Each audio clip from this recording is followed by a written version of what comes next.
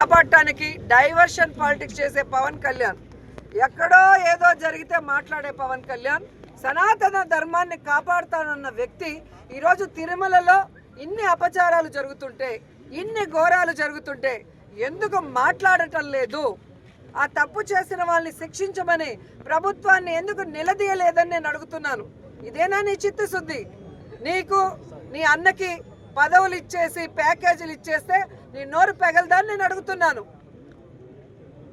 ఈరోజు కూటమి ప్రభుత్వంలో నువ్వు కూడా ఉన్నావు, సనాతన ధర్మాన్ని కాపాడుతానన్నావు. మరి ఈ విధంగా సనాతన ధర్మంలో గోమాతల్ని ప్రతిరోజు పూజించే మనము ఈరోజు వాటిని ఒక దుస్థితికి తీసుకొచ్చి అవి చచ్చిపోతుంటే దానికి కారణమైన వాళ్ళని శిక్షించండి, గోవుల్ని కాపాడండి అని బాధ్యతగా ఒక ఎక్స్-టీటీడీ చైర్మన్ గారు మాట్లాడితే ఆయన మీద కేసులు పెడతాం, ఆయన్ని నిర్బంధిస్తాం, ఆయన్ని అరెస్ట్ చేస్తాం. ఇదా మీ చిత్తశుద్ధి? ప్రజలందరూ గమనిస్తున్నారు. కలియుగ దైవం వెంకటేశ్వర స్వామితో పెట్టుకుంటే ఎలా ఉంటుందో ఆల్రెడీ చంద్రబాబు నాయుడుకి తెలుసు. పవన్ కళ్యాణ్ కూడా ఈ మధ్యలో కొంచెం రుచి చూశాడు. కాబట్టి ఎప్పుడు దేవుడితో పెట్టుకోవద్దండి, దేవుడి విషయంలో అపచారాలు చేయొద్దండి. నిజంగా తిరుమల విషయంలో ఎవరు తప్పు చేసినా, ఎంత పెద్దవాళ్ళైనా కేసులు పెట్టండి, జైల్లో పెట్టండి, శిక్షించండి.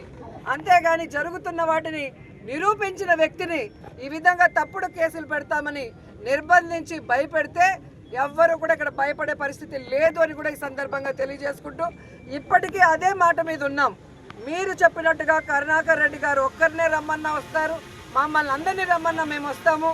అక్కడ గోవులు, ఆవు దూడలు చనిపోతున్నది నిజం, వాటిని సంరక్షించకుండా గాలికి వదిలేసింది నిజం.